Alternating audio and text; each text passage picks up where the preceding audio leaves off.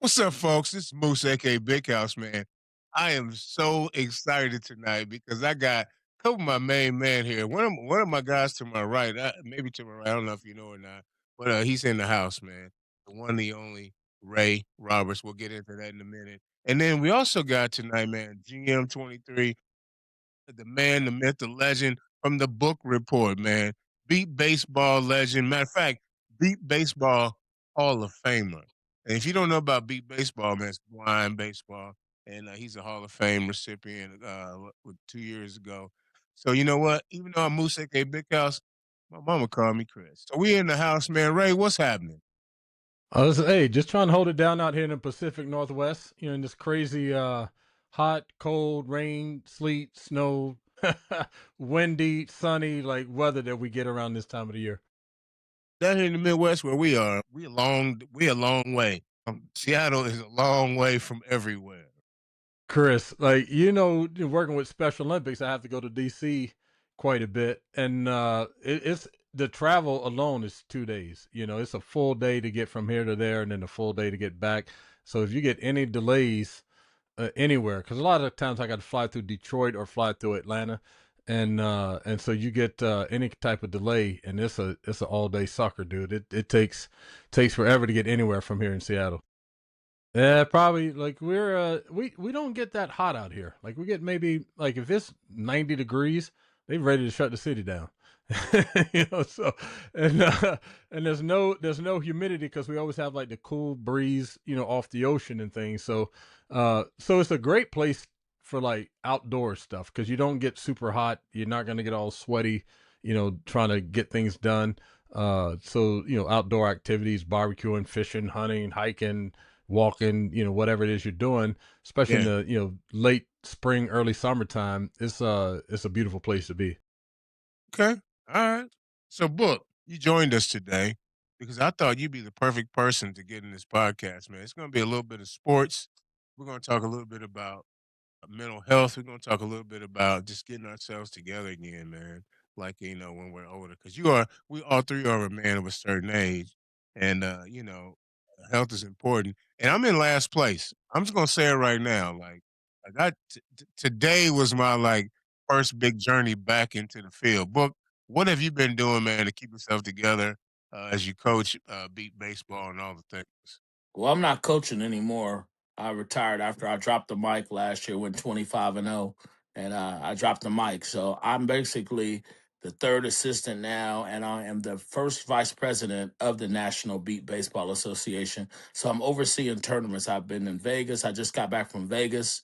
I umpired all weekend. Yeah, I did. It's fabulous with the man of a certain age, and I got that one good eye on everybody. I did fine. So I got interviewed today by a journalist from California. The first time they ever saw beat baseball, he said he was impressed with the game and impressed how I took charge of the field as an umpire. He loved it. By the way, my good man, you said what's his name? Ray, Ray. Ray. Ray. What? I've been out to Seattle. Very, very beautiful. They had a beat baseball team out in Seattle, but my best friend passed away suddenly. But he had the team out there in Seattle called the Seattle Sluggers.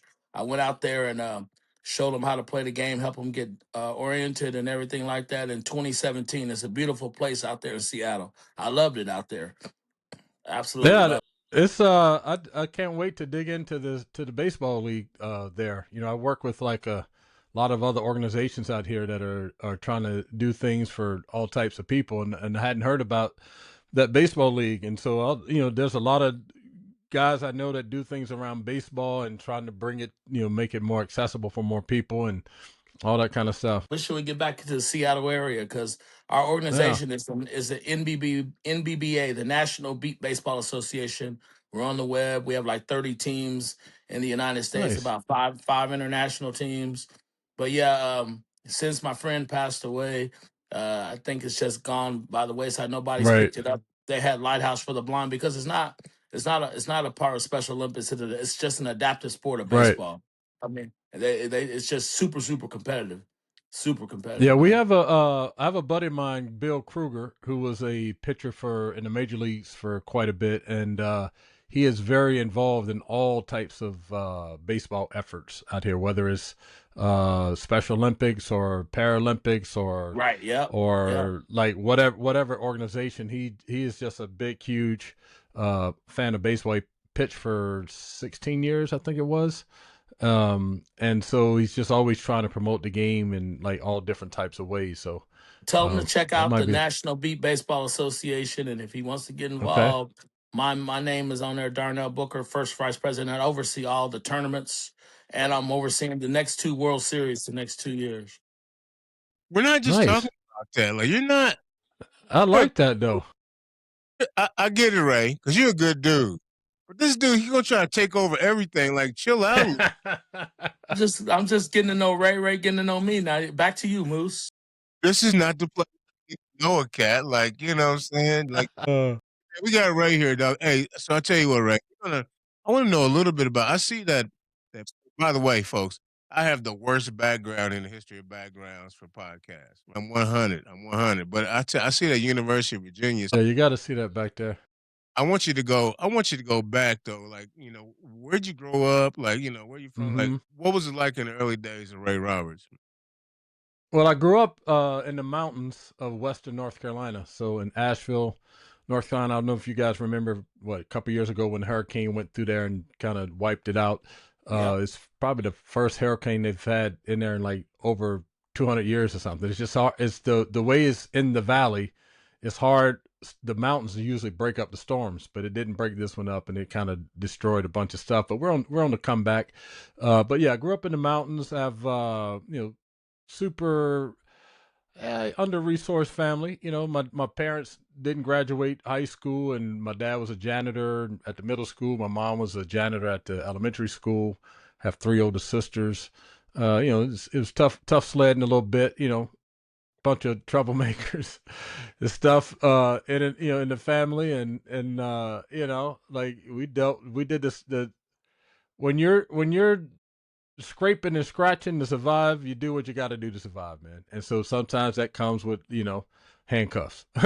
So we've our family has been through a lot of different things, but the cool thing is that I've always had people in my life that saw something in me that maybe I didn't see in myself, and so they were able to kind of usher me to like the next level, to where I needed to be. So I can remember when I first started playing football like 6 years old, and I couldn't get to the practices and stuff. But there was this plumber that lived down the road. He would make sure I got to practice every day, like that kind of stuff. And this people would like, our neighbors was a retired school teacher, and her husband, I think, was a retired military guy. So when we're low on food, I just walk across the street, and Miss Helen and Mr. Clyde would make sure I had food, stuff like that. So not we're a very poor family growing up. We had what we needed, but we didn't have much more than that. And so it's kind of a tough upbringing. But I kind of latched on to football really early, and at some point in my brain, Chris, like I don't know, I'm sure I didn't have this thought, but somehow it came to me that if I was on the football field beating people up, I get a pat on the back and an attaboy. If I was in the street beating people up, there's a chance my freedom is going to be taken from me. And I like my freedom. And you know what I'm saying? And so I'm like, well, let me take this energy and put it on the football field. And that way I can get out all these frustrations. I can get out all the anger and sadness and fear and all that stuff by beating the hell out of somebody on the football field, because I'm gonna get high fives running off the field. You know what I'm saying? And so that is kind of how it started, as an outlet, just as this kid that was witnessing all this kind of crazy stuff going on in his life and not knowing what to do with all of it. Football became like that safe haven for me to kind of go there and just kind of unleash unleash on people. And it just so happened that a pretty athletic dude started growing. I was people don't believe it, because I ended up being, I'm 6'6" and about 245 pounds now, but I played football in the NFL at 340 pounds. So people don't believe me when I tell them that I was a running back until like ninth grade, and so What? yeah, I was athletic, Chris. I could do it all, brother. And so I remember ninth grade, I was running on the football field, like running over to the running backs, and the running back coach was just pointing to his right or left, and I'm just like, man, like what he doing? He's like, yeah, you need to go over there, and that was the defensive line. So I went over to the defensive line, started playing that, and then that's what I played all through high school. I played maybe every now and again I played on offensive line, but I was a defensive end, outside linebacker dude. And then it got kind of crazy when I started getting all these letters about playing college football, and I was just like, I had no idea how you get to college, and I was just like, dude, we can't afford college, so I would just throw these letters in the drawer and keep it moving. So then finally one day I told my football coach, I'm like, hey man, I keep getting these letters. These people want me to come play football, but we can't afford it. And he goes like Ray, bring me the letters. I'm like, it's a lot of them. And he's like, well, bring them. And so it was like I had like 2 big trash bags full of letters. I take them in. I'm like, yeah, like all these people talking about me coming there. I'm like, we can't afford it. And he goes like, do you know what a scholarship is? I'm like, no, I have no idea like what that is. And he's like, well, they pay for everything. And I'm like, but don't you have to pay it back at some point? And he goes, no. And so it took him, Chris, probably 3 weeks of conversation to convince me that I wasn't going to have to pay this money back. It took another like 6 months to convince my dad, because my dad was like, dude, free lunch ain't even free. So they're gonna they're gonna want that money at some point, and we ain't got it. And so like you might as well give up this college football thing. And so it took a while for my dad to like come around to what it was. And then obviously it was just a game changer for my life and for my family, and just for even for my community, because I took on, it wasn't like it was a responsibility of mine, but I took it on as like I need to show other young people in our community that it's possible to go do something bigger than what people were doing.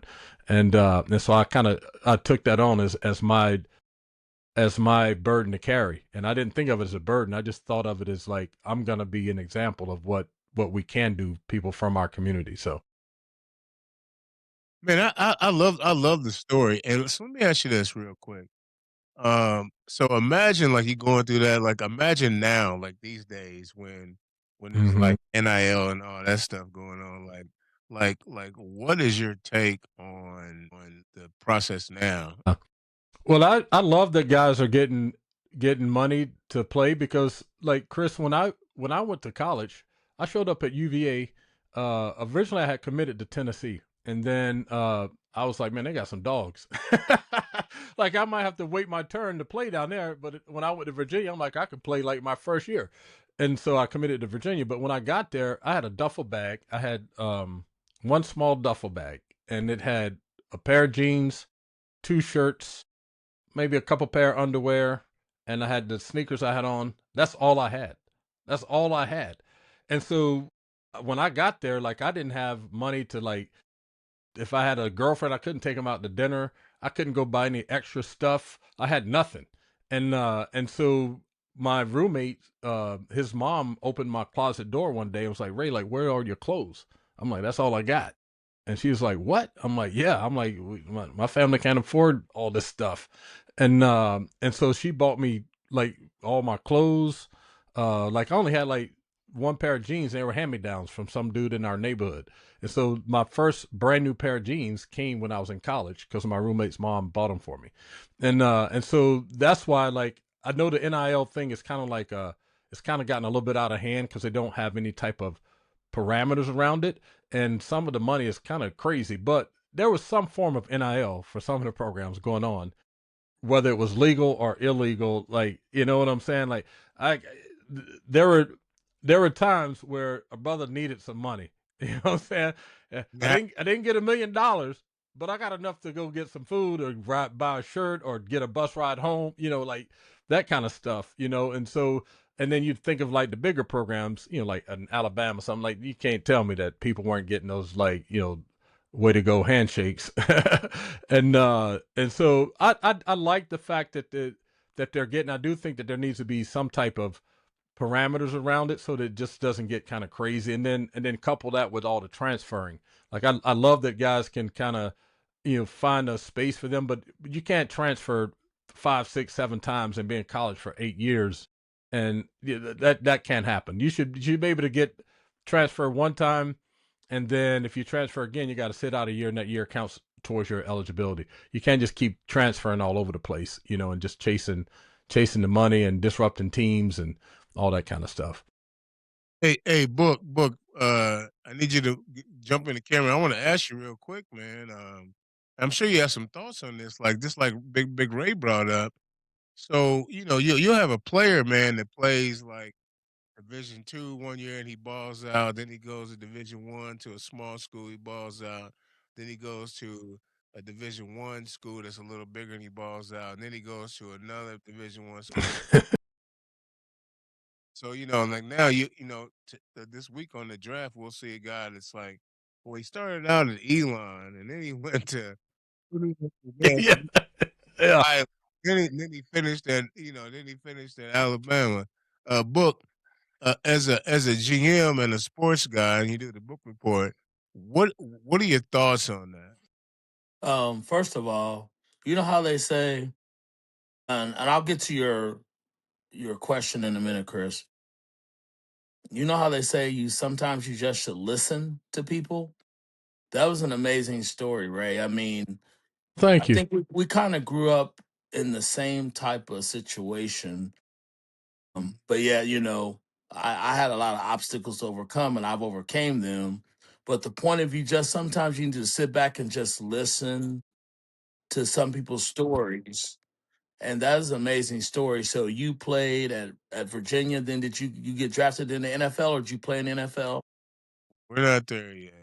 What I think about that, Chris, about your question about transferring, there, I like NIL, name, image, and likeness, and so I'm with that because like if a coach says, okay, I can get a better deal somewhere else, he's gonna up and jump, you know, and the players are providing a lot of money for the universities and the TV deals. You got a lot of stuff that's bringing in money, and the players should get a piece of that.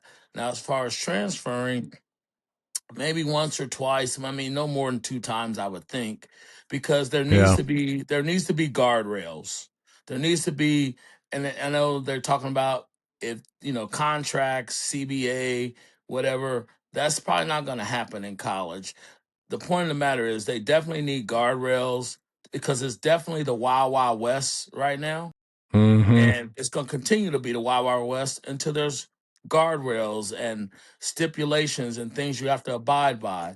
Because, just for instance, Braylon Mullins um, from UConn, he could have came out first round draft pick, but he was later he was going to be a late first rounder, so he went back to UConn for his sophomore year. He hasn't transferred, but he's getting a lot of money, which I think now in Right. college, some of these people get more money in college even before they're rookie. If they're a rookie in NF or if they're a rookie in college, NFL Yeah. or if they're they NIL is he's going to get about 4 or 5 million.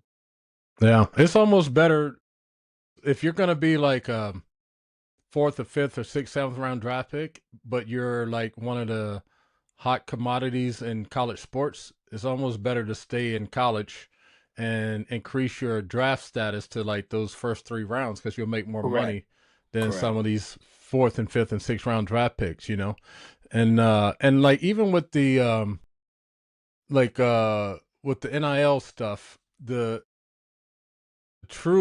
name, image, and likeness is just kind of a space holder because it's not that anymore. It's just pay to play. And Right. so if Pay you to just play. call it what it is, because Right. originally it started when they were like way back in the day, there was a football player, I think at uh, Central Florida, and he had created like this YouTube channel, and he was getting a lot of followers on this YouTube channel, and because of that, huh? His name is Dangerous. He started because he had so many followers. Then all these advertisers and companies like, hey, like we're going to pay you to put this stuff on your YouTube. Well, then the NCAA was like, well, if you're getting paid for that, you can't receive this scholarship money. And so that's kind of where it all kind of started. Then you had the two young ladies that played basketball at Miami, twins, that were just killing it.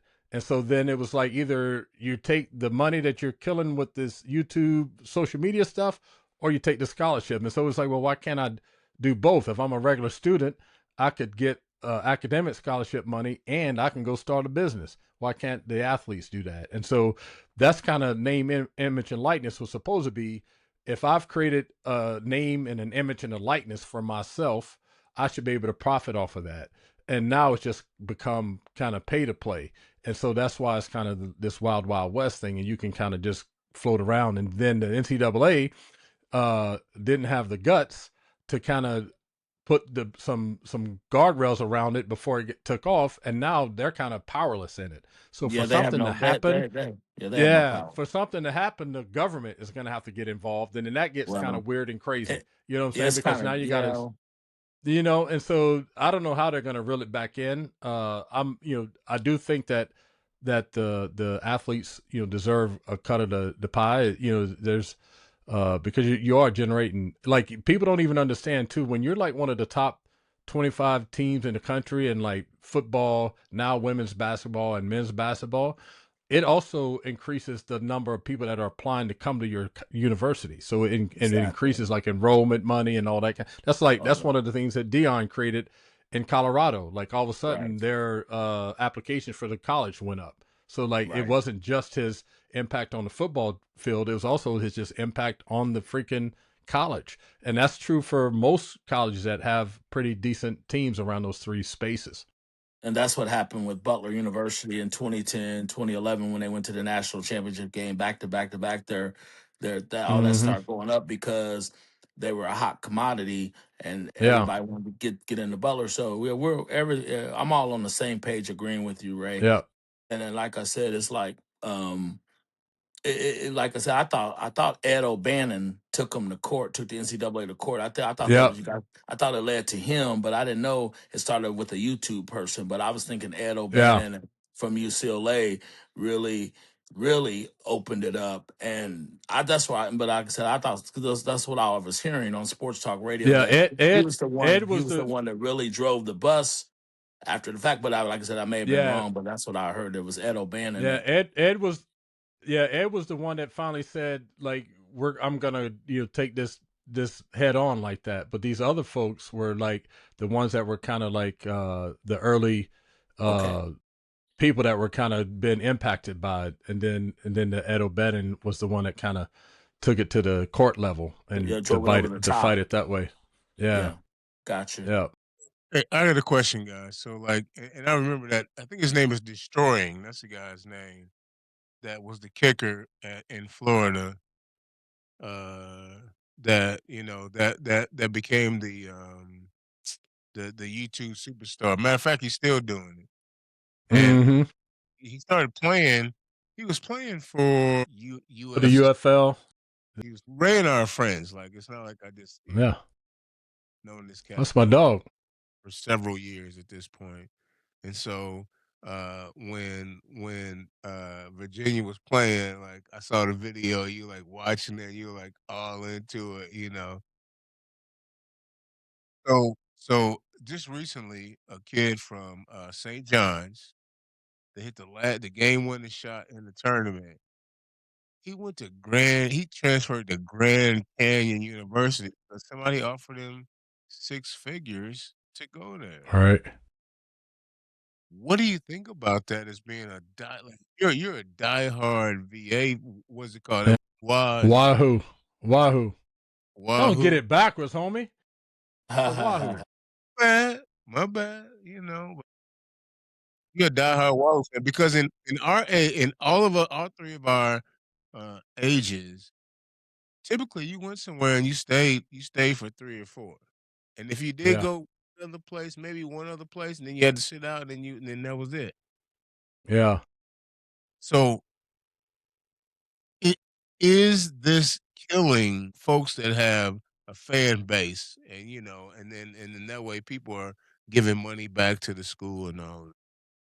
I think it does impact that a little bit. The thing where I think some of these players that are transferring a lot, and but some of them are transferring, they're getting like life changing money. Some of the other ones are transferring and they're just getting like a nice car to drive. You know I what I'm got a saying? Like, question. and yeah. Is it life changing money or is it because It because is life changing as, money, my man. Some as of it you is life changing money. as It Like is you the life know, kid changing that, money. that second NFL contract is life changing money. It's not the same. It's not the for same as a it's not the NFL money, but like if you're let's say I'm just using myself for an example. If I was the same situation that my family was in right now, and I was at Virginia, and I said, "Hey, I'm about to transfer up out of here," and they said, "Okay, you got 3 years left. We'll give you a 3-year, $15 million contract." That's life changing. You're going from the House to the outhouse's penthouse. outhouse to the penthouse. You know what I'm saying? And some of these dudes are like the quarterback that transferred to Duke. That dude made like $5 or $6 million last year. You know, the guy that was the quarterback at Georgia and then went to Miami, he got like $5 or $10 million to go to Miami. That's life. Like you don't need $45 million to be life changing. You know what I'm No, saying? For man. some of these cats, and so it's so yeah, you can get some life changing money, but some of these guys are transferring and they're just getting like some cool cars or something. And to me, that's where some of these dudes are missing it because if you're alumni of Virginia and you've been there forever, the network is incredible. You know what I'm saying? Like that, because the network can become life changing because you're tied into some big time people that when you go like, yeah, I play football at UVA and they're running some big company or some investment fund, and all of a sudden like you're involved. You see what I'm saying? Like you start to I you start do. to blow up the networks like that, and like I've kind of come around to the transferring thing, but I don't feel as connected to the UVA football team as I would have been because like the roster can turn over every year and it's like, well, who is this dude? Like, where did he come from? Like, and he could have come from Butler or UConn or UCLA, or it's not coming from our traditional places that we normally recruit, which is North Carolina, Virginia Beach, DC, Baltimore. They're not coming from those areas. They're coming from all over the place. And so and then they're there for maybe a year and it's like, well, I don't even know who this dude is. And so yeah, I do think it starts to deteriorate some of that stuff. And like I said, not every person is getting that big money. Sometimes it's just like you get to lease a car for the time you're there, and like that kind of stuff, or you get to eat free at Ray's Burger House or something like that, And but for some of those bigger time dudes, they're making some pretty big money, man. And so it's gonna be interesting to see if they ever can like reel it back into a place to where it's not just pay to play, but you really truly are building a brand for yourself, and then taking advantage of that brand.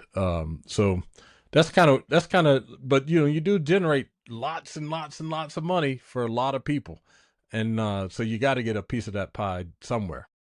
I saw where in education they're talking about like it's dangerous for children to build a brand over building an identity. Like who kind of who they are. And then so that's the first thing I want you to kind of touch Mm-hmm. on.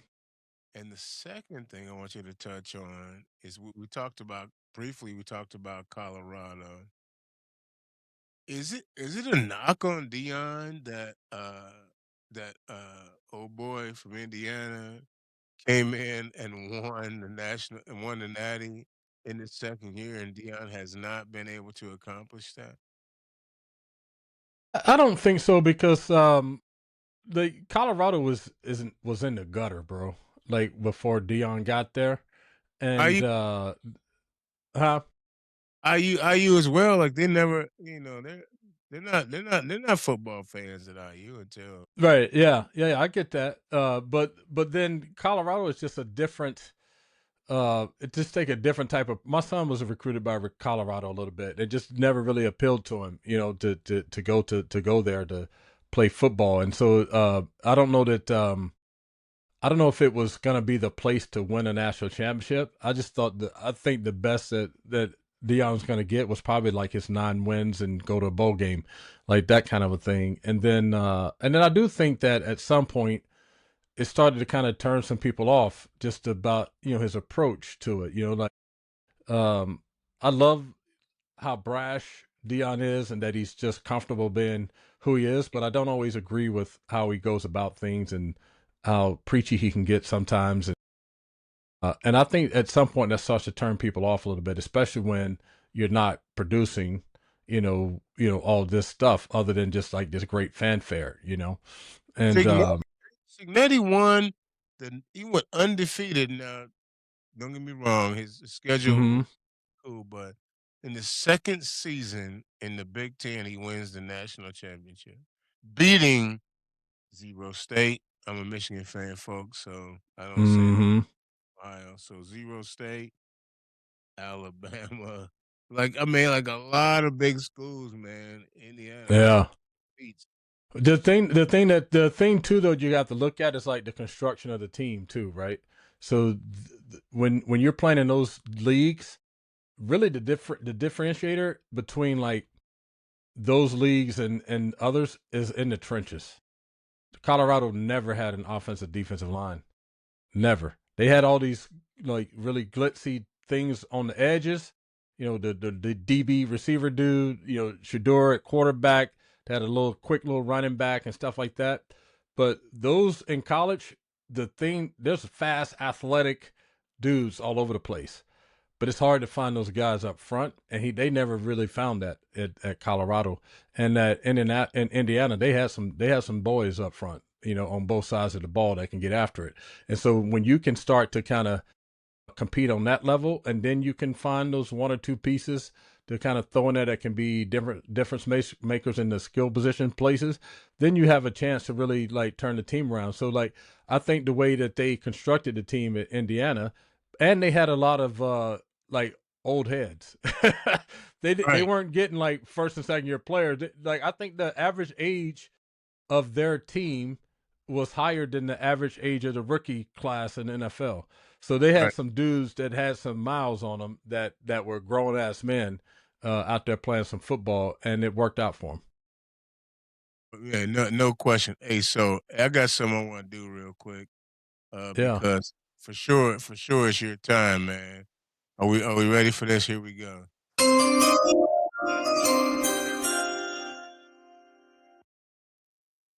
Hey, you're so funny.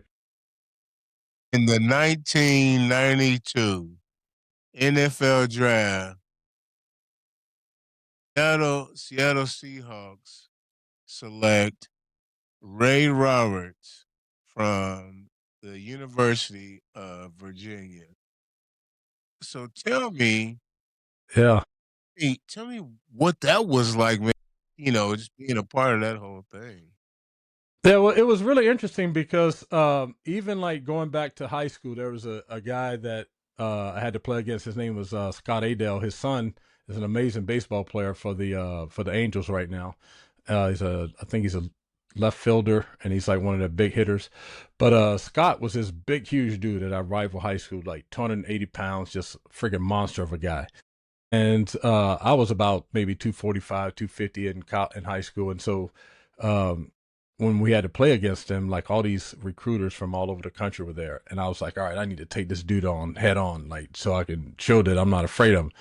This dude put me right on my back, Chris. Bam, and I was just like, okay, that's not gonna work. Like I'm not gonna do that. And so I just had to use my speed and quickness and all that kind of stuff. So one of the cool things about my journey was that I ended up going to UVA, got moved from defensive tackle to offensive tackle, and then just flourished in that position. And I was a three-time All ACC selection. I won our Jacobs Blocking Trophy twice, which is voted on by the coaches as the top offensive lineman in the league. I was a two-time, first team All American, and so one of the coolest compliments I got was Scott one day said, uh, I would change my career for Ray's. Like he had a great college career, and it was cool because I mean in high school we hated each other. Like we were just, and now we talk quite a bit, but it was really cool. But like I can remember after my first year, actually I was going to come out my junior year, and they were like, hey, if you come out your junior year, you're probably gonna be like a second or third round draft pick. If you stay for another year, you're probably gonna be a first round draft pick. And so then I was about right before the combines.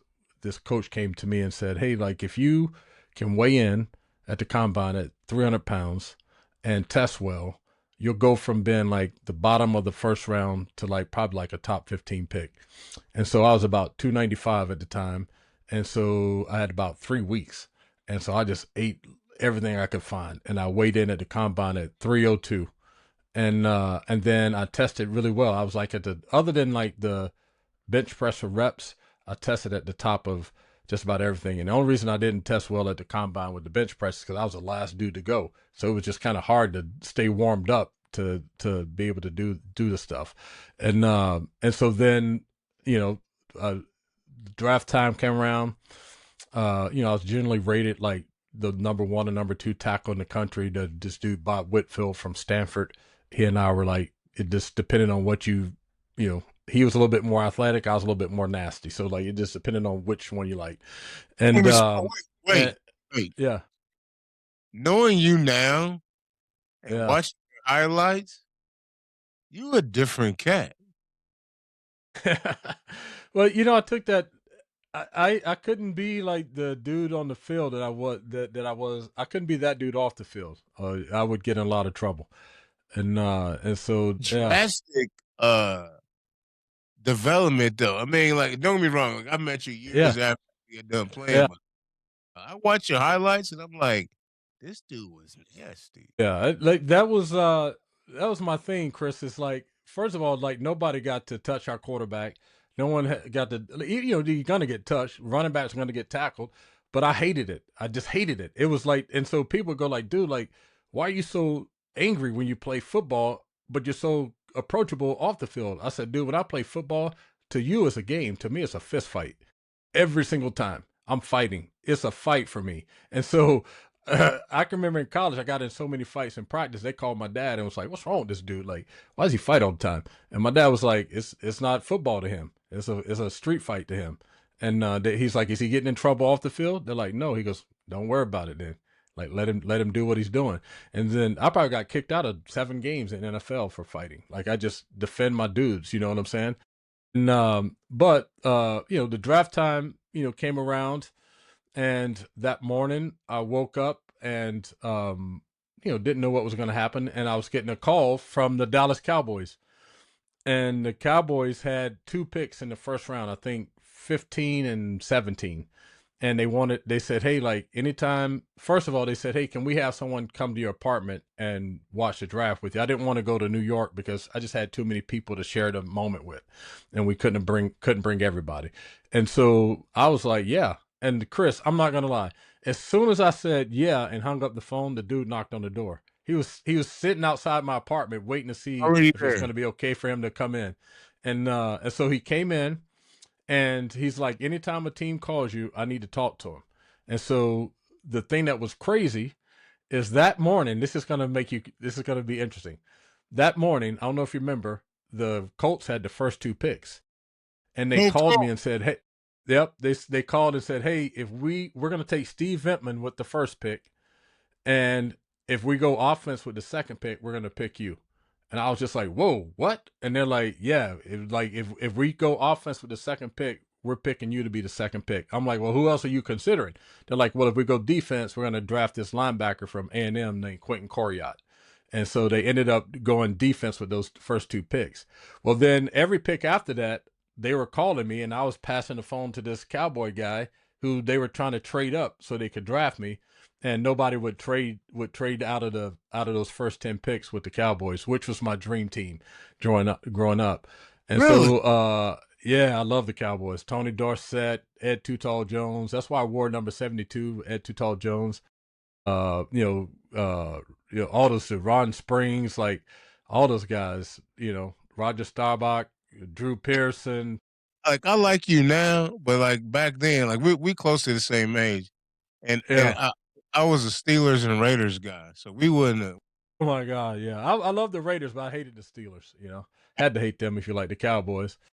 Yeah, but yeah, that and so the Seahawks called, and they were like, "Hey, we want to take you at the 10th pick, but we want you to agree to this contract first."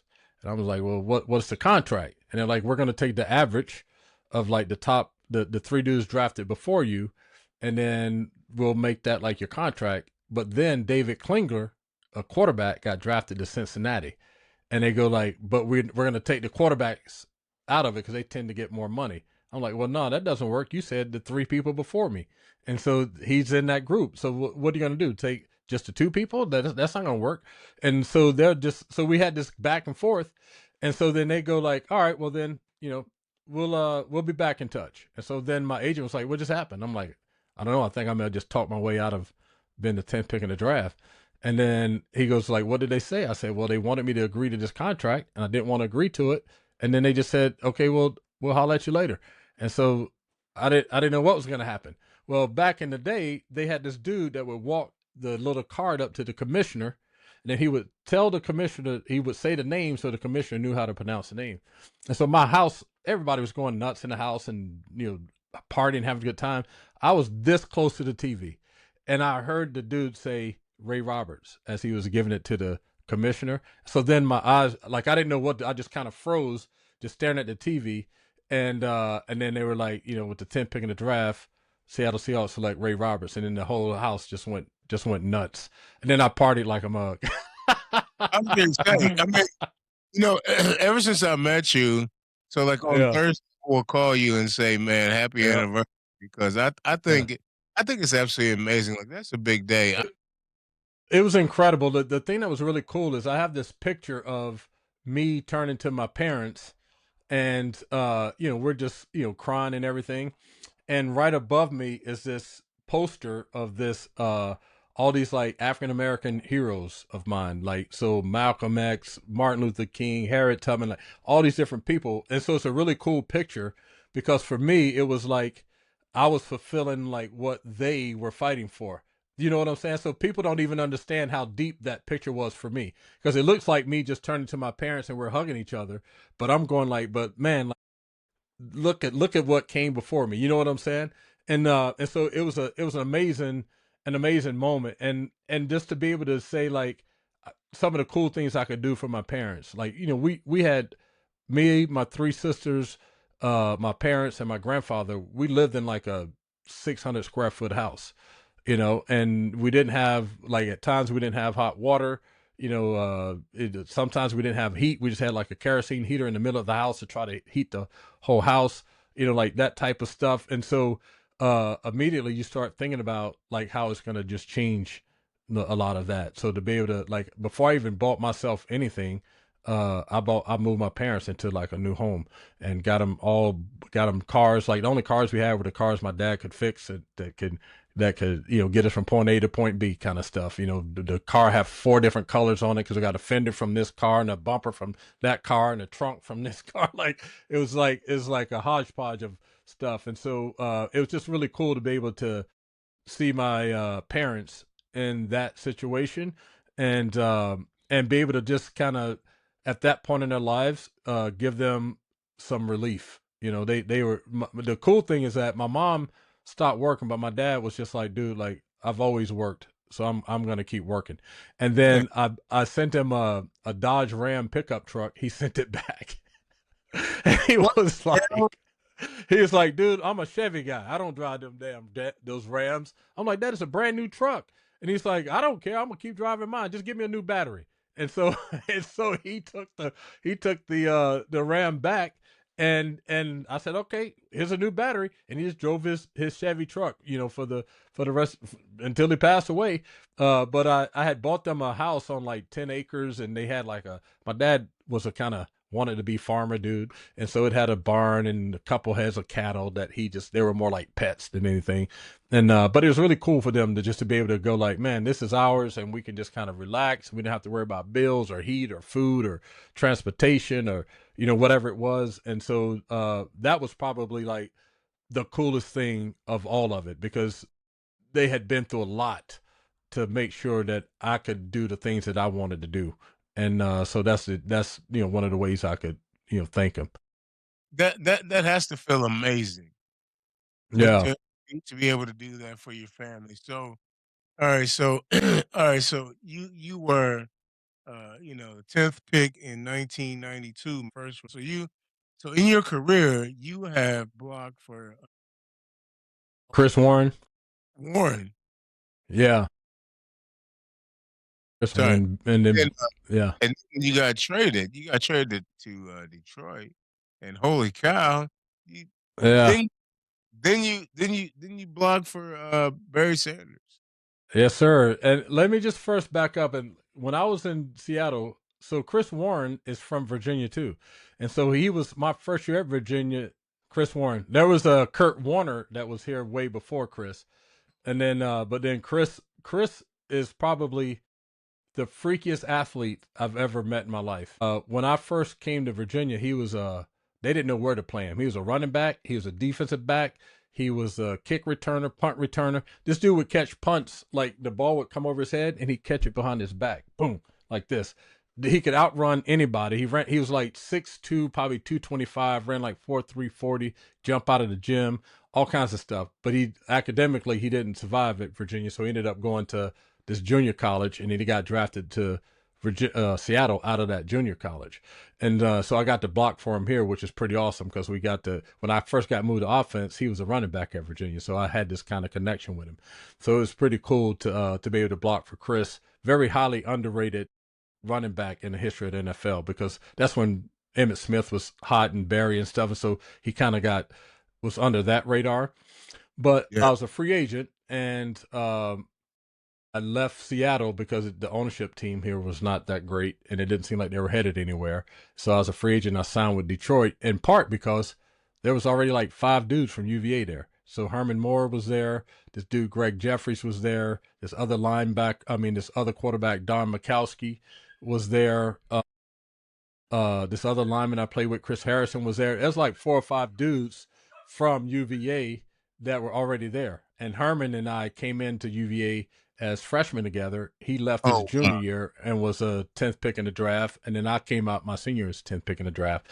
And so that's why I went to Detroit. And then obviously getting a block for Barry was just dynamic. And the dude was just a freaky kind of a running back.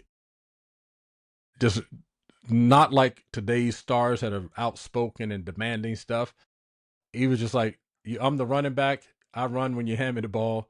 If you don't hand it to me, okay, but I'm not going to bitch and complain. I'm just going to do what you do when you ask me. So that was pretty cool about him. Hey, so that's amazing. So I'm gonna show you something real quick. Book, I don't know what you're doing, man. I don't know if you're on a podcast. I didn't know if you knew that or not. And you're on a podcast, but I see how you are. Hey, so No, I'm real listening. I'm just amazed, man. I mean, I don't want to get a word in edgewise. It's like it's about listening. That's an amazing story. Did you know Marvin Morgan, Ray? No, He I was with don't recall that name. he was with the Buffalo Bills, but make a long story short, he got cut in training camp and he lost his sight. Now he's playing beat baseball. He was on an NFL Oh, roster. okay. Then he lost his sight. So I hey, I didn't know real, got you. him, Marvin Morgan. He played, like I said, he Yeah, got cut in training camp by the Buffalo Bills in 1992. Now he's I got 64, you. 65 years old. Now he's playing beat baseball, man. I got you. But Good but stuff. your story is amazing, man. I'd like to meet you in person, but like I said, I'm speechless, man. I mean, this is an amazing story. I mean, like I hey, said, from hey, book. I'm gonna show you this. So everybody loves a traditional Thanksgiving game. And so a couple years ago, I'm watching Thanksgiving game, and they go, "Oh, let's go back to the Steelers Lions 1998," and I'm watching it.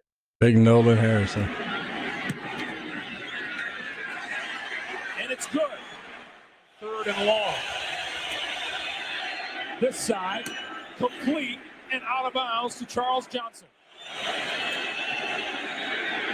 Stewart throws near side. Ward complete and out of bounds. Stewart throws. Decision to make here in the dome. You don't have to worry about the win. You just want the ball. Carnell Lake and Jerome Bettis out there for the Steelers. He's right. 4th quarter timing rules. Each Who was team that? receives 2 timeouts. He's The right. first team to score wins the game. We'll have a toss to determine who receives. Who will call it from Pittsburgh? Number 36, heads, tails, tails, heads. Call it plays in the air. Heads is the call. He said heads. It is a tails. Oh, I believe he said tails. He did. You want to take the ball? Look at Jerome Bettis. What's going on? You changing the head. Which way? Which way you want to go? Oh, man. Detroit has won the toss. Will receive. Jerome Bettis said tails. Oh, my. I love it. Well, we'll find out. Now we're going to start getting all the officials out there for the coin toss to see what's going on.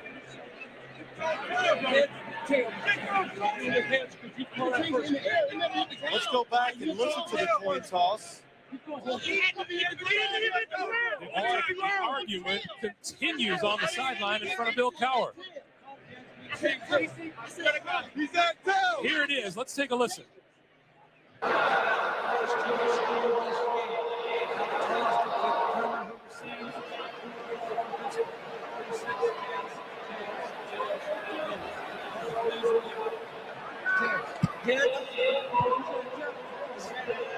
I believe Jerome Bettis said tails. Well, when we come back, the Lions. I remember that. Yeah. It was crazy. It was.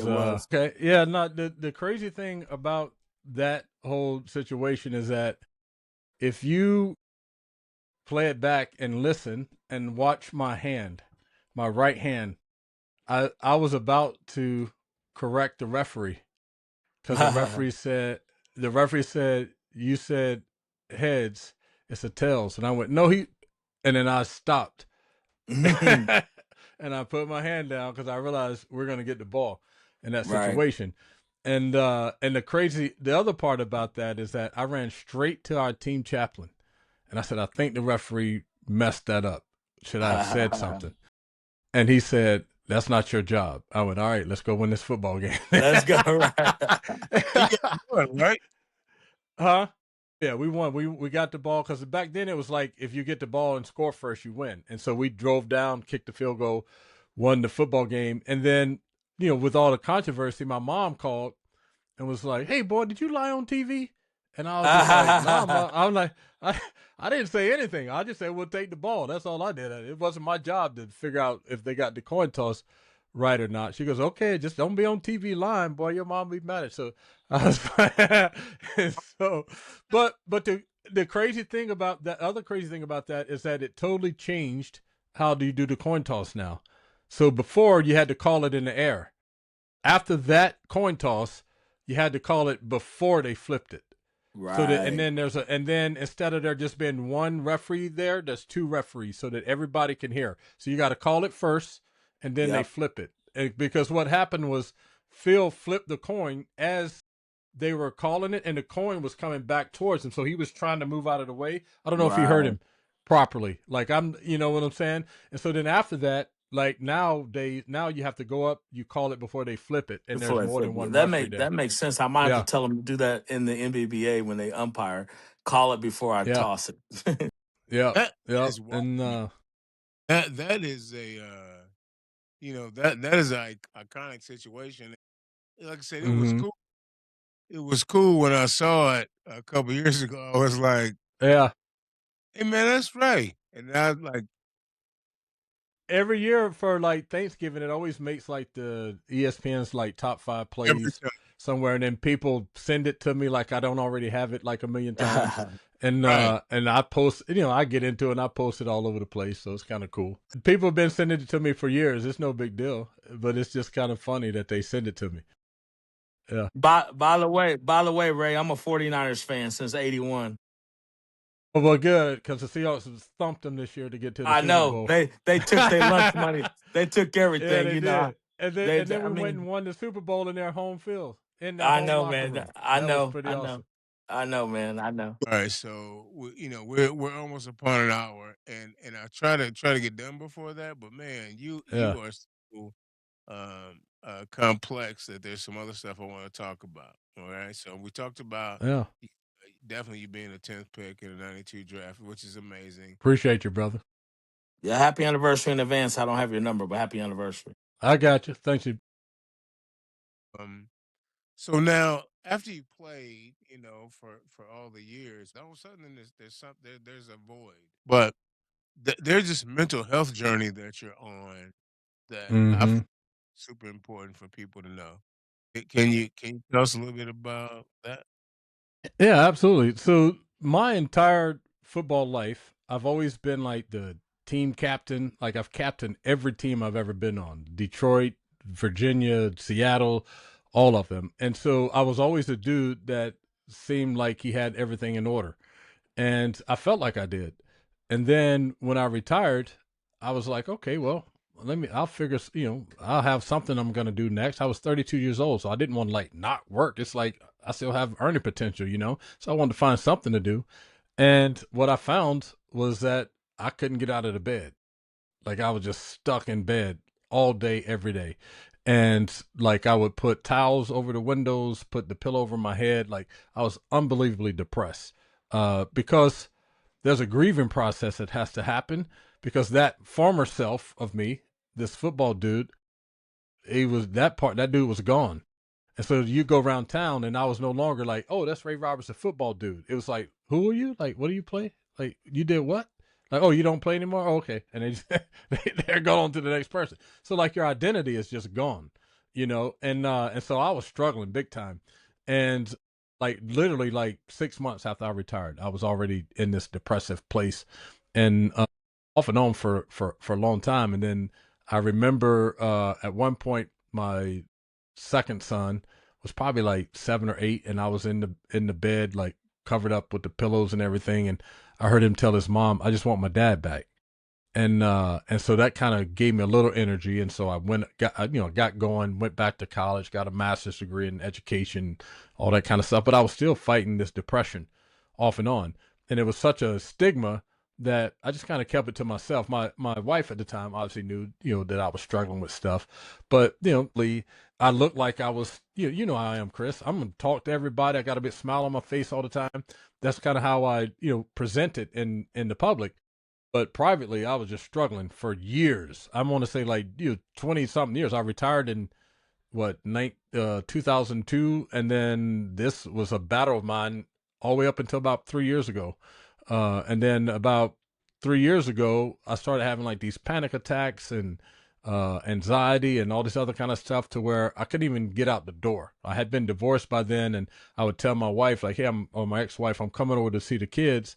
And I get to the door, I couldn't even turn the doorknob. Like I blocked 300-pound men from my life, and I couldn't even. I was getting my ass kicked by a 1-pound doorknob. Like I just look at it and just could not. I couldn't even touch it. I just get back on the couch, go back to sleep, and then I called my ex-wife. Hey, tell the kids I got sick. I'm not feeling good. I can't come over. So I played that dog and pony game, for a really long time, and even the work we met through Special Olympics, and we'd have these Zoom calls, once the pandemic, was around, and I'd schedule about 30 minutes between each call to where I could just cry on the couch. Like I was just in the dark, dude. And then I get on the call and be like, "Hey, how's it going?" Like, bye bye, just doing the whole thing. I'm on the broadcast team for the Seahawks, and so I'm about maybe 25-minute drive to the stadium. So every Sunday, I'd have to talk myself all the way to the stadium, get out the door, go down the steps, get in the car, start the car, get to the first light, get to the exit, go across the bridge, get to the stadium, get out of your car at the stadium, walk to the studio. Like I have to talk myself all the way through, because if at any point, if I couldn't get myself to get to the next exit, I'd just turn around and go back home. And so I was struggling big time. And so finally I reached out to my ex-wife and this lady that used to work for the Seahawks HR, and was like, "I don't know what to do, but uh, this is killing me. I don't know what to do." And so they got me to this program that was sponsored by the NFL called After the Impact, and it was in Manchester, Michigan, which is right next to Ann Arbor. And it was a house on 5 acres, and I knew you were gonna give me that. And then there was like 4 or 5 other former players. We all had each little, the way this house was set up, you had your own little suite to yourself. And so I was there for 32 days, and we did one-on-one therapy, group therapy, recreational therapy, occupational therapy, music therapy, any type of therapy you can think of. We were engaged in it. So you did about 22 hours of therapy a week. And it really did truly change my life, because it kind of gave me the coping skills to kind of deal with what I was going through. It gave me the space to address the things that I had done in my past that I wasn't proud of, that I could take ownership of, and then be able to leave it there and see that I'm this different person than I was then. But it was truly like a life changer for me, to the point that I came back from that and I went to the Seahawks and said, "Hey, I want to tell my story." And so they recorded my first 2 sessions of this podcast I called Big Ray's Garage Grind. And it was just me talking about my mental health. And then a mental health organization came and said, "Hey, like, we want to sponsor that if you want to do it like every week." So the Mindful Therapy Group, which is an awesome group, they do like telehealth. They have offices all over the country. Some of my best friends, they sponsored this podcast I did for about 2.5 years around my mental health journey. And so now I'm an advocate for mental health. I speak all over the city and all over the state around this stuff. I go into high schools. Just, let's see, maybe 3 weeks ago, I was a keynote speaker at the first ever teen-led mental health summit here in the state of Washington. This Saturday, I'm speaking at the Evergreen Hospital Hospice Care Volunteer luncheon around mental health. Later on this month, I'm speaking at our Pacific Northwest Naval Yard to their employees and some of their enlisted people around mental health. In September, I'm speaking for our regional crisis intervention team. That team is, the region is like Washington, Oregon, Idaho, I think Montana. But I do all types of work around mental health advocacy and just kind of what it is and what it's not, to let people know that it's kind of okay to not be okay, to ask for help, that type of stuff. So it's something that's very dear, and it's probably my greatest passion and motivation right now, is that type of work, because there's too many people suffering in silence, especially men, and especially Black men, because we have this culture that kind of conditions us that we have to go at it alone, and that the only emotions that are acceptable are frustration and anger. And frustration and anger leads to more problems. That ends to handcuffs, crime, all kinds of stuff. And so people will say, well, women are more, into their feelings than men. That's because we've been conditioned to be that way. And so I try to get out and talk about that. And then even with this whole, like, we have this thing where the older generation wants to call like the younger generation soft and all this other kind of stuff. But when you look at the data, it says differently, because men 40 years old and older are 4 times more likely to commit suicide than the general population. You know what I'm saying? And these are all the people that are calling all the young people soft for wanting to do mental health or therapy or whatever. And I think it takes courage to say, like, hey, I need help. And so I try to make sure I'm on top of that kind of stuff, to let men especially know. And it started out as a thing in speaking to athletes, but it became this is more than an athlete problem, to just destigmatize mental health. And so you have your physical health. If you get sick, you're going to get medication. If you break a leg, you're going to go to the doctor. Well, you can have the same type of mental breakdowns and illnesses that you can go get help for too. And it doesn't make you soft. It doesn't make you weak or whatever. My thing is, when you need help and you ask for help, you're operating from a position of power. And when you need help, you don't ask for help. That's where the weakness is, because you're afraid and you're succumbing to whatever cultural norms that are out of whack, that's telling you that you have to do this by yourself in silence, suffer in silence, be angry, be frustrated, all that kind of stuff. And it's killing people. Even like I got asked by this organization in Eastern Washington, which is mostly rural towns, to come and speak to these farmers about mental health. And I'm just like, what? And they're like, yeah. So I started doing the research, and farmers are probably 4 times more likely than the general population, and than the general population to commit suicide. Men are more 4 times more likely than women, but then farmers are 4 times more likely than the general population. And a lot of times it's with weapons because they have access to guns and machinery and all this other kind of stuff. And so it's a very, I don't want to say it's an epidemic, but it's a issue that we need to take more seriously and stop trying to keep people in isolation, because that's where it grows. It grows in isolation. It dies when you're able to share with people and people are able to sit with you. Walk, like I did this talk, Chris. I think it's like I want to say it's maybe 65-70% of the world's like population has access to like a cell phone. 85 billion people, I think, in the United States, or 85, I think it's 85 billion people in the world, like have a cell phone. And we are still one of the most isolated generations ever because we're so by ourselves a lot. So loneliness is an epidemic in this country.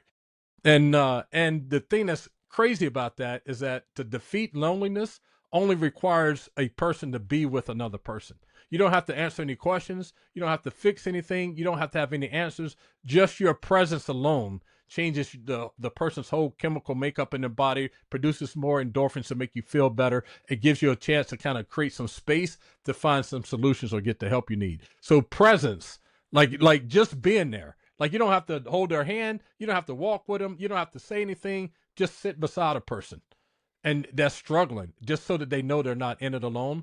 It can change their whole dynamic of what they're doing to give them space to get the help they need. So that's the type of stuff I can talk about this on and on and on and on and on because it's that important to me. And like I said, I travel all over our state here talking about this type of stuff, and it's really cool because I'll go somewhere and someone will go like, "Oh, you're Ray Roberts?" I'm like, "Yeah." And like I was in Utah and I was speaking at this conference, and these teachers came up and said, "Man, like this is crazy, like that we get to meet you." And I'm thinking like it's the Seahawk thing, football player thing, and they're like, "No, we listen to your podcast." And I was like, "What?" Like I thought it was just like a Seattle, Washington thing. These people are in like Salt Lake City, Utah, and they're like, "Oh yeah, like we listen to all these like mental health podcasts, and yours popped up on our thing, and we started listening to it." My son one day, like this lady made the connection that he was my son and goes like, "Oh man, I listened to your dad's podcast." I was in Connecticut, like at Special Miss Connecticut. It happened there. So like there's so many people that have heard the podcast and they either said, "Hey, because I heard the podcast, I went and got help." There's a guy that said, "Man, because I heard your podcast, I'm in school to be a therapist." Like there was a guy in Germany that was like, "Dude, I heard your podcast, and because of that, I made all my buddies come and sit down and listen to it." Like that kind of stuff. Like he wanted me to send him a picture. He had this wall with all these people that he had great respect for. And he's like, "Can you send me a picture so I can put it on the wall?" So I'm like, "Okay, whatever." I took a picture, sent it to him. Well, then he sent me a picture of the wall. My picture for him was like right next to like Martin Luther King Jr. And I was just like, "Whoa!" Like that sounded like I'm not that dude, but I appreciate the sentiment. You know what I'm saying?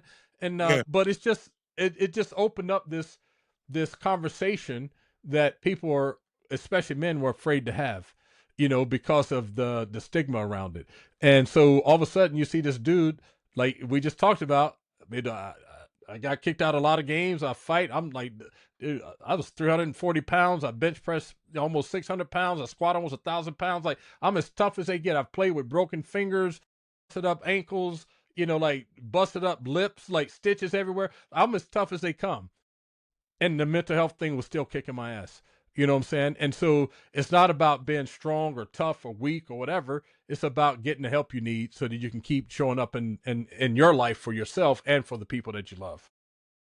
That's awesome, man. I'm gonna tell you right now, like that's what's truly important is, you know what, talking about our mental health, and I will tell you folks that, I feel like I got things in order, but I use Ray as a beacon. Here's the thing, folks.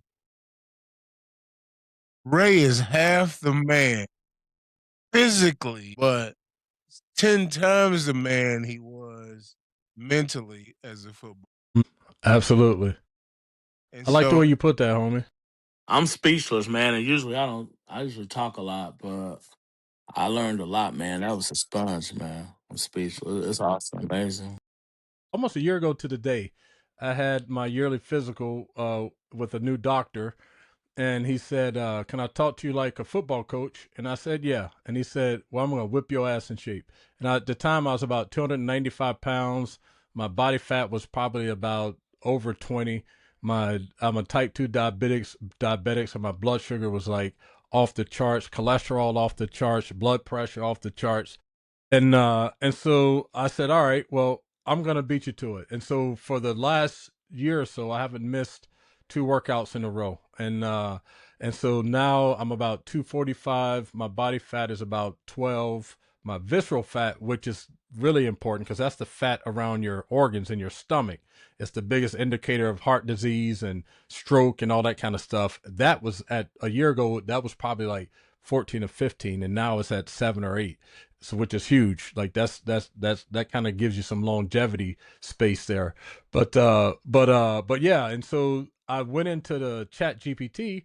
I'm like, man, I have like these are all the injuries I've had. I've had both knees redone, both shoulders redone, broke my foot, broke my leg, dislocated my foot, all my fingers are broken, like all this other kind of stuff. And I want to work out, but I got to take all that stuff into consideration. Type 2 diabetic, here's the medication I took. So then it kicked out this workout. So I go to the gym and then I go like, well, shoot, like I can't do this movement. Like, what can I do? And I couldn't get back on the computer and ask Chat GPT. So I started researching all these workout apps. And I came across this app called Shred, SHRED. And the cool thing I liked about that is that it was still kind of AI driven. I could put in all that stuff. And then it has like about 8 or 9 different programs you can choose from to select as a workout. And so I select this one that said athlete because it was like, it gets your heart rate up so you can burn fat and you can build muscle. And it has videos that show you how to do all the lifts. It tracks all the stuff all your weights and reps. It connects to if you have an iPhone, it connects to your health app, so it kind of can contribute to all that information. And it has truly been a game changer for me because I only knew how to train for football, like how to get strong. I didn't know how to train to be well and healthy and live long. And so I didn't need to bench press 400 or 500 pounds. I just needed to be able to get my body in shape. And so that's kind of what I've been doing, Chris. And it is like, I try to show it to everybody that I see. And so then they reached out and was like, man, like your transformation has been pretty incredible. Like, would you be like, an affiliate or whatever with us? And I'm like, yeah, sure. And so, some people go like, man, you post your workouts all the time, but like these people, I kind of am not an employee, but I get their app for free. So I'm going to promote them. And then, if you have a Special Olympics, um, email address, I can probably get you a discount or get it, free as well. So it's I'm all in. yeah, Chris, I'm telling you, like the cool thing is like, let's say you go to the gym. If you go to the gym and you know how some gyms are crowded, you can say like, man, like the cable machine is crowded. Let me find an alternate lift. You just say alternate lift. It'll give you all the different lifts you can do or movements you can do that train the same muscle. If you say like, man, I can't get to the gym, I'm at home. You can say like, I'm at home. I want to do just a full body weight workout. It'll give you a whole workout to do like that. When I travel and I go to the hotels, I go to the fitness thing. I go, here's what they have: dumbbells, cables, maybe free weights a little bit. I put that in a thing. It kicks out the workout. And so I never have to worry about putting a workout together anywhere I go, because this app can adjust for wherever you are. And so it's a pretty, it's totally been a game changer for how I train and how I work out, and then I can get in and get out. Like I'm not in there for 4 hours trying to figure out what the next thing is. Like probably my workouts last from maybe 50 minutes to maybe right at like an hour, maybe an hour, 5 minutes. And a lot of that depends on if I'm backed up in the gym.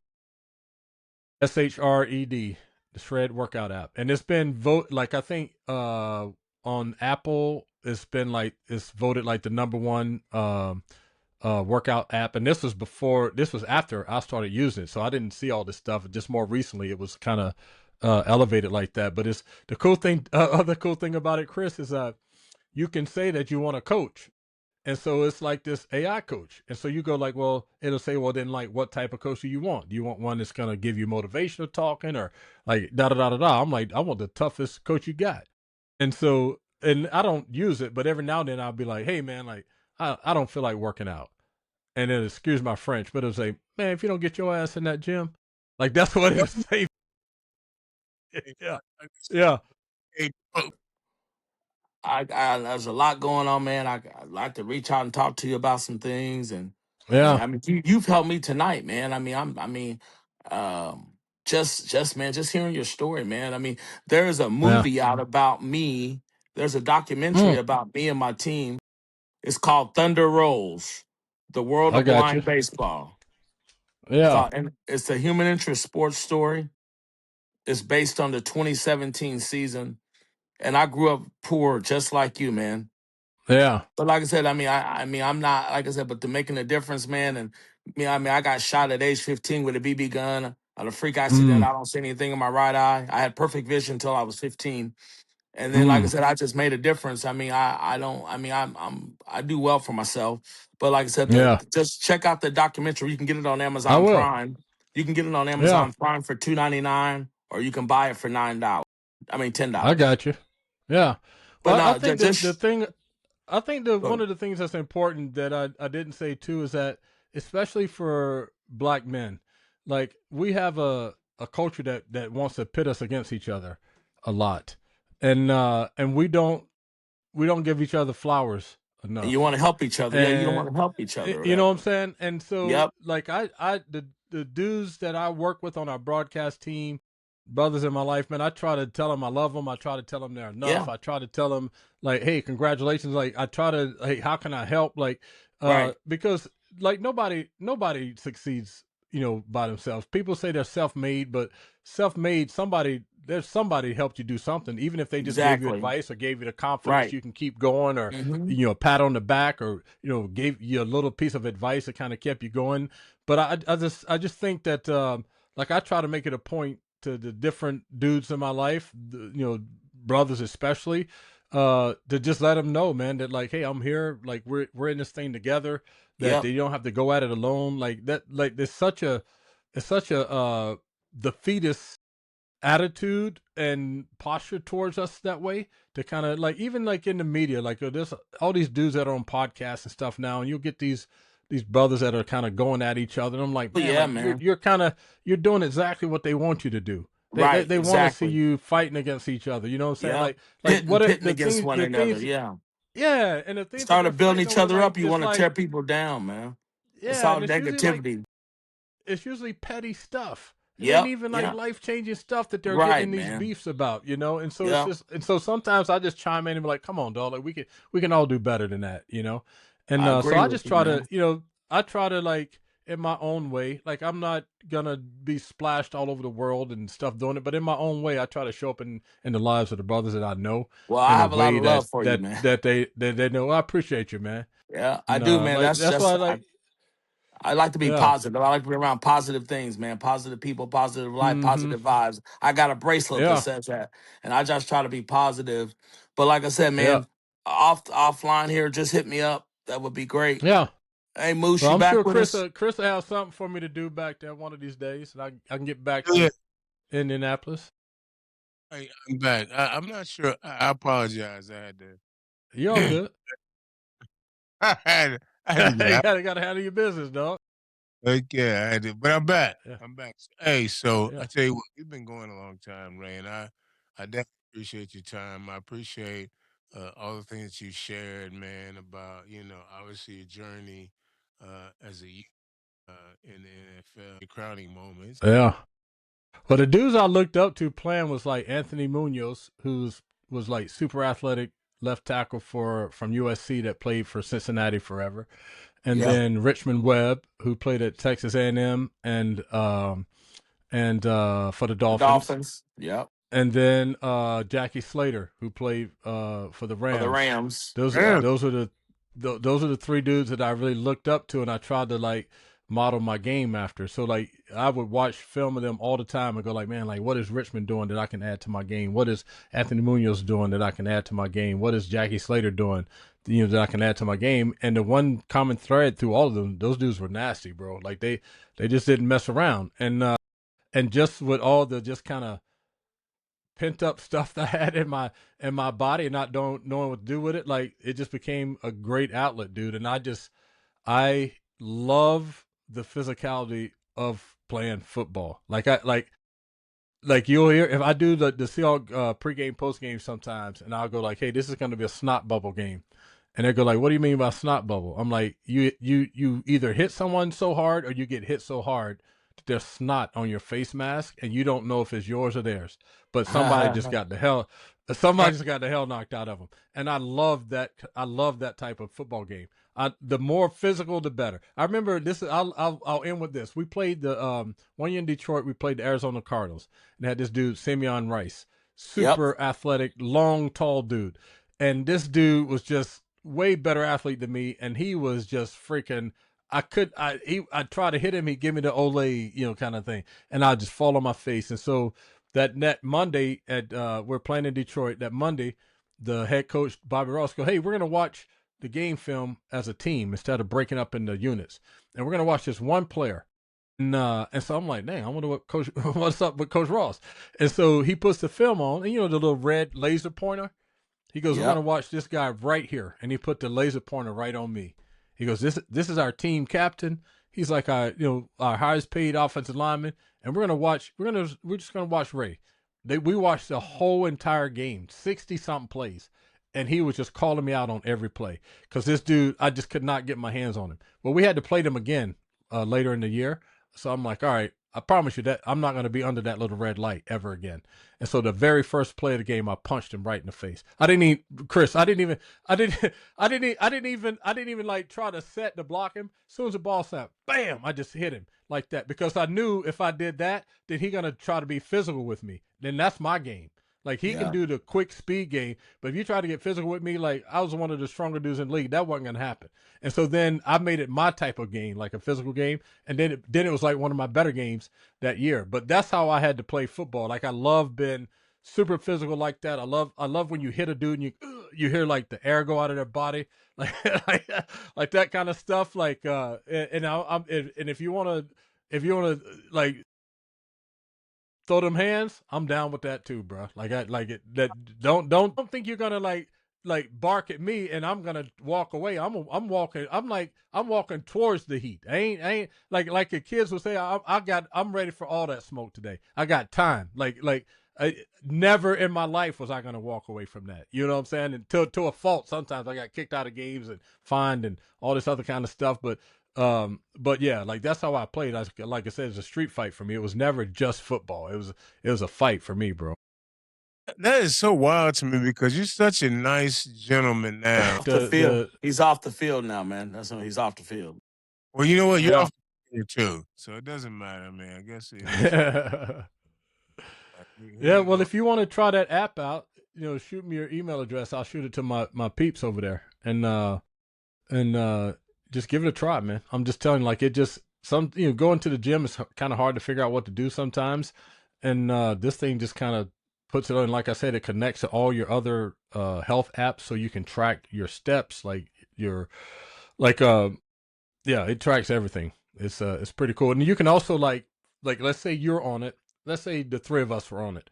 We can have a competition with ourselves to see like who got the most workouts in a row, who lifted the like with all the exercises together, like what's the total weight load like each time. So you can like track different people. It's like a little community too. So it's pretty cool little app. I like it. That's dope. That's dope. Hey, Ray, man, I definitely appreciate your time. I've had you on. I've been talking to you for more than we've been on here because we started Yeah. talking. We started talking, before we came on. So I appreciate your time. I definitely respect you, and I definitely appreciate all your contributions to society because, like, I don't think folks understand. Like, you talked about Special Olympics and uh, out of your brain, you created an opportunity for schools in areas that were underserved an opportunity to Mm-hmm. Olympics. and you gave those uh, children that were not privileged a spotlight, Yeah. and that's what gave me more insight into Special Olympics. So I definitely appreciate Yeah. Well, when I started with Special Olympics, we're in 500 city schools, and now we're probably in over like 4,000 city schools. So um, that's like that's probably like one of my greatest contributions is being able to do that because you creating life and empowering other people. So that is pretty cool. there's no question. I would tell you here in Indiana, like so we started in schools, and then we also created a community program outside of that. So Hmm. like there's a transition from schools To a to community. where where you can play sports and have friends until you get tired of it. Hmm. It's pretty Yep. amazing. Yep. That's where you are, and you are the man. Thank you, brother. I appreciate you, man. Well, I like the work you do too, brother. Like I've been back there, and we've done some things together, and so I know the work you put in, and like you told me before the call that like, if there was nothing else you were doing, that you'd love to do this, keep doing this kind of work. So I appreciate that. Olympics is the most amazing thing I've done in my life outside of raising my boys. Hmm. That's awesome, buddy. All So, hey, right, Ray, brother. I appreciate you. Yes, Book, sir. I appreciate you for joining us. Hey, man, I'm about to go get that workout in. Thing that really helped me too, if anybody on here wants a little bit of advice, there's a book called Atomic Habits. And if you read that book and follow some of the suggestions, like so for instance, like I try to work out around like noon or 1 o'clock every day because I realize that that's the least productive time of my day. And Atomic Habit says take your least productive time and do something productive in it because then you're more likely to stick to it. And so I'm like, okay, well if I go to the gym, it's going to improve my health, I'm going to live longer. And so I just replace that time with my workouts. And so then that's how I've just been able to not miss workout. And so it's really interesting too because you start small. So in the book, he tells a story like if a plane leaves L.A. and it is 1 degree off, and he's headed for New York, and it's 1 degree off. By the time it gets to the East Coast, it'll be in D.C. So like the smallest little change in what you do over time, the compounding effect will make a big thing. So you don't have to go like the first day work out for an hour. Like I started working out for 10 minutes. I would just go to the gym, do something for 10 minutes, get out. And then slowly I started each week I added a little bit more time, a little bit more time, a little more exactly. So then I didn't get overwhelmed by, oh my gosh, I gotta be here for an hour. It's like I just slowly kind of built the muscle and the discipline to get to the gym to stay a little bit longer. And so but the book Atomic Habits is what I read that kind of got me there. And he was a dude that had That's to awesome. rebuild his life. He got hit in the eye with a baseball bat and like had to relearn how to walk and talk and all this other kind of stuff. So it's all the little habits that he uh, did that kind of helped him get back to where he needed to be. And so he wrote this book called Atomic Habits, and it's a great book. that's dope. Hey, man, check out Atomic Habits. As a recommendation from Ray Roberts, 10 pick, man, Yes, 1990. sir. Go Seahawks. From the Got my Seahawks. NFC Championship hat. You know,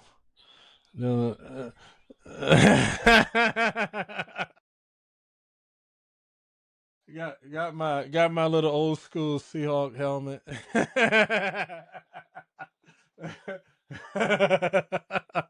Hey, this is like because you're a 49er fan, I can't get off without talking 49er trash.